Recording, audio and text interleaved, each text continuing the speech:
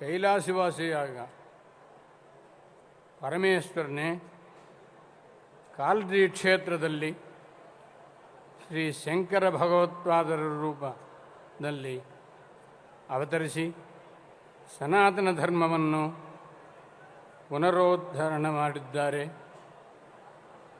ಅವರು ಉದ್ಧರಿಸಿದ ಸನಾತನ ಧರ್ಮ ಶಾಶ್ವತವಾಗಿರಬೇಕೆಂಬ ಇಚ್ಛೆಯಿಂದ ದೇಶದ 4 ದಿಕ್ಕುಗಳಲ್ಲಿ 4 ಆಮ್ನಾಯ ಪೀಠಗಳನ್ನು ಸ್ಥಾಪಿಸಿದ್ದಾರೆ. ಅದರಲ್ಲಿ ಮುಖ್ಯ ಪೀಠಸ್ಥರಾದ ಶೃಂಗೇರಿ ಜಗದ್ಗುರುಗಳು ಸಾಕ್ಷಾತ್ ಶ್ರೀ ಶಾರದಾ ಸ್ವರೂಪರು, ಶಂಕರ ಸ್ವರೂಪರು ಆದ ಶ್ರೀ ಶ್ರೀ ಭಾರತೀ ತೀರ್ಥ ಮಹಾಸ್ವಾಮಿಗಳವರು, ಕರಕಮಲ ಸಂಜಾತರಾದ ಜಗದ್ಗುರು ಶ್ರೀ ಶ್ರೀ ವಿಧುಶೇಖರ ಭಾರತೀ ಸನ್ನಿಧಾನಗಳವರು ಈ ಸಭಾಸ್ಥಳದಲ್ಲಿ ವಿರಾಜಮಾನರಾಗಿದ್ದಾರೆ. ಆ ಮಹಾತ್ಮರ ಸನ್ನಿಧಿಯಲ್ಲಿ ನಾವೆಲ್ಲರೂ ಉಪಸ್ಥಿತಿಲಾಗುವುದು ನಮ್ಮ ಪೂರ್ವಜನ್ಮದ ಸುಕೃತವಾಗಿದೆ. ಜಂತೂನಾಂ ನರಜನ್ಮ ದುರ್ಲಭಂ ಅತಃ ಪುಂಸ್ಕಂ ತಥೋ ವಿಪ್ರತ ತಸ್ಮಾತ್ ವೈದಿಕ ಮಾರ್ಗಪರತ ವಿದ್ವತ್ತಮಸ್ಮಾತ್ ಪರಂ ಎಂದು ಶಂಕರರು ಹೇಳಿದ್ದಾರೆ. ಮಾನವ ಜನ್ಮ ಎಂಬುದು ಅತ್ಯಂತ ದುರ್ಲಭವಾದದ್ದು. ದುರ್ಲಭವಾದ ಈ ಜನ್ಮವನ್ನು ನಾವು ವ್ಯರ್ಥ ಮಾಡಿಕೊಳ್ಳಬಾರದು. ಈ ಜನ್ಮವನ್ನು ಸಾರ್ಥಕಪಡಿಸಿಕೊಳ್ಳಬೇಕು. ಇದನ್ನು ಜ್ಞಾನವನ್ನು ಪಡೆದು ಮೋಕ್ಷವನ್ನು ಪಡೆದಾಗ ಮಾತ್ರ ಜನ್ಮ ಸಾರ್ಥಕವಾಗುತ್ತದೆ. ಗುರುವಿನ ಅನುಗ್ರಹದಿಂದಲೇ ಜ್ಞಾನಪ್ರಾಪ್ತಿಯಾಗುತ್ತದೆ. ಪ್ರತಿಯೊಬ್ಬರೂ ಸುಖಶಾಂತಿಗಳನ್ನು ಬಯಸುತ್ತಾರೆ. ಸುಖ ಶಾಂತಿಗಳು ಬೇಕಾದವರು ಧರ್ಮ ಮಾರ್ಗದಿಂದಲೇ ನಡೆಯಬೇಕು. ಧರ್ಮೋ ರಕ್ಷತಿ ರಕ್ಷಿತ. ಧರ್ಮ ಮಾರ್ಗದಲ್ಲಿ ಇರುವುದವರಿಗೆ ಸುಖ ಶಾಂತಿಗಳು ಲಭಿಸುತ್ತವೆ. ನಾವೆಲ್ಲರೂ ಅಖಿಲ ಕರ್ನಾಟಕ ಬ್ರಾಹ್ಮಣ ಮಹಾಸಭೆಯಲ್ಲಿ ಇದ್ದೀವಿ. ನಮ್ಮ ಧರ್ಮಬದ್ಧ ಕರ್ಮಗಳನ್ನು ನಿಸ್ಸಂದೇಹವಾಗಿ ತಿಳಿದುಕೊಳ್ಳಬಹುದು.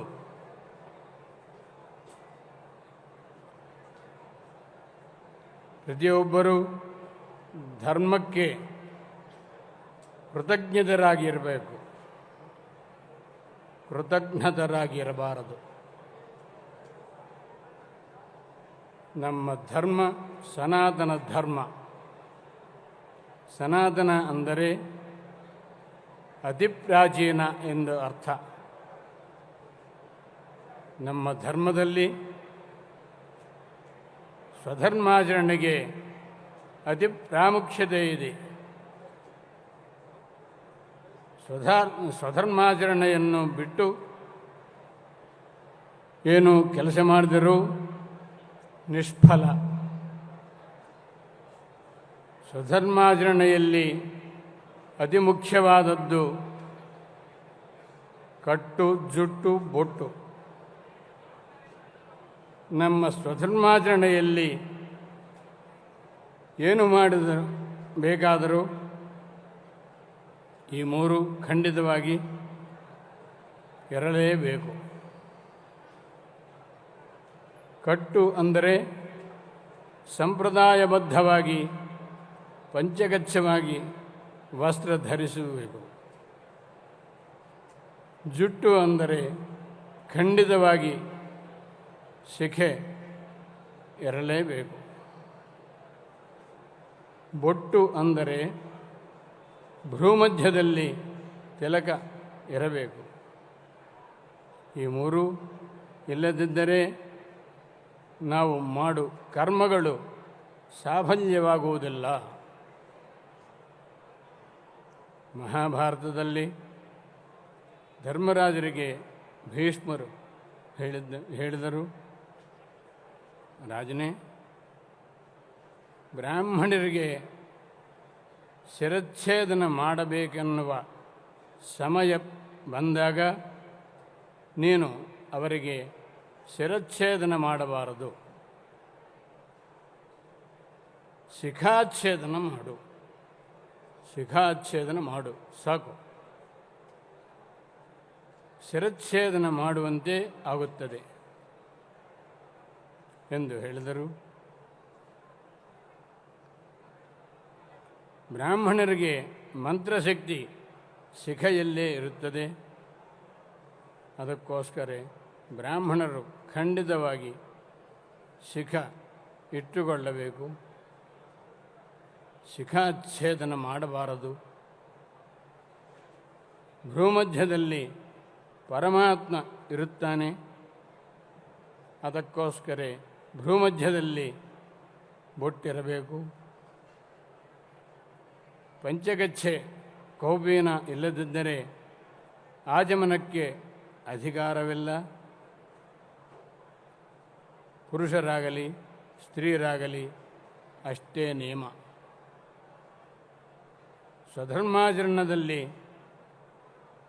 ಅತಿ ಮುಖ್ಯವಾದದ್ದು ಸಂಧ್ಯಾವಂದನೆ. ಅದು ಬಿಟ್ಟು ಏನು ಮಾಡಿದರೂ ಕರ್ಮಫಲವು ಸಿಗುವುದಿಲ್ಲ. ಊಟ ಮಾಡುವ ಸಮಯದಲ್ಲಿ ಅನ್ನದ ಮೇಲೆ ಮಂತ್ರಪ್ರೋಕ್ಷಣೆ ಮಾಡಿ, ಪರಿಶೇಚನ ಮಾಡಿ, ಪ್ರಾಣಾಹುತಿ ತೆಗೆದುಕೊಂಡು ತಿನ್ನಬೇಕು. ಇಲ್ಲದಿದ್ದರೆ ದೊಡ್ಡ ಅಪರಾಧವಾಗುತ್ತದೆ. ಇವೆಲ್ಲವೂ ನಮ್ಮ ಸಾಮಾನ್ಯ ಸಂಸ್ಕಾರಗಳು. ಆದ್ದರಿಂದ ನಮ್ಮ ಸಂಸ್ಕಾರ ಧರ್ಮಗಳನ್ನು ತಿಳಿದುಕೊಂಡು ಯಥಾಶಕ್ತಿ ಆಚರಿಸಿದರೆ ಅದರಿಂದ ನಮಗೆ, ನಮ್ಮ ಸಮಾಜಕ್ಕೆ, ನಮ್ಮ ದೇಶಕ್ಕೆ ಒಳ್ಳೆಯದಾಗುತ್ತದೆ. ಆದ್ದರಿಂದ ನಮಗೆ ನಮ್ಮ ಸ್ವಧರ್ಮ ಪರಿರಕ್ಷಣೆ ಮಾಡಿದ ಫಲ ಸಿಗುತ್ತದೆ. ನಾವು ಹೇಳಿದ ಈ ಧರ್ಮಬದ್ಧ ಮಾತುಗಳನ್ನು ಇಷ್ಟು ಜನರಲ್ಲಿ ಯಾರೊಬ್ಬರು ಸರಿಯಾಗಿ ಆಚರಿಸಿದರೂ ಸಾಕು, ನಾವು ಹೇಳಿದ ಮಾತುಗಳು ಸಾರ್ಥಕವಾಗುತ್ತವೆ. ಇವತ್ತಿನ ದಿನ ಈ ಅಖಿಲ ಕರ್ನಾಟಕ ಬ್ರಾಹ್ಮಣ ಸಭಾ ಪ್ರಾಂಗಣದಲ್ಲಿ ನೆರೆದಿರತಕ್ಕ ಎಲ್ಲ ಆಸ್ತಿಕ ಸಹೃದಯರಿಗೆ ಜಗದ್ಗುರು ಸನ್ನಿಧಾನಗಳವರು ಆಶೀರ್ವಾದವನ್ನು ಮಾಡುತ್ತಾರೆ. ಅಶೋಕಹಾರನಹಳ್ಳಿ ಪ್ರಭೃತಿ ನಿಮಗೆಲ್ಲರಿಗೂ ಶ್ರೀ ಶಾರದಾ ಚಂದ್ರಮೌಳೀಶ್ವರ ಅನುಗ್ರಹದಿಂದ ನೀವೆಲ್ಲರೂ ಸುಖ ಸಂತೋಷವಾಗಿರಬೇಕೆಂದು ನನ್ನ ಆಶೀರ್ವಾದವನ್ನು ತಿಳಿಸುತ್ತಾ ಈ ಪ್ರಸಂಗವನ್ನು ಸಮಾಪ್ತಿ ಮಾಡುತ್ತೇನೆ. ಹರ ನಮಃ ಪಾರ್ವತೀಪತಯೇ ಹರ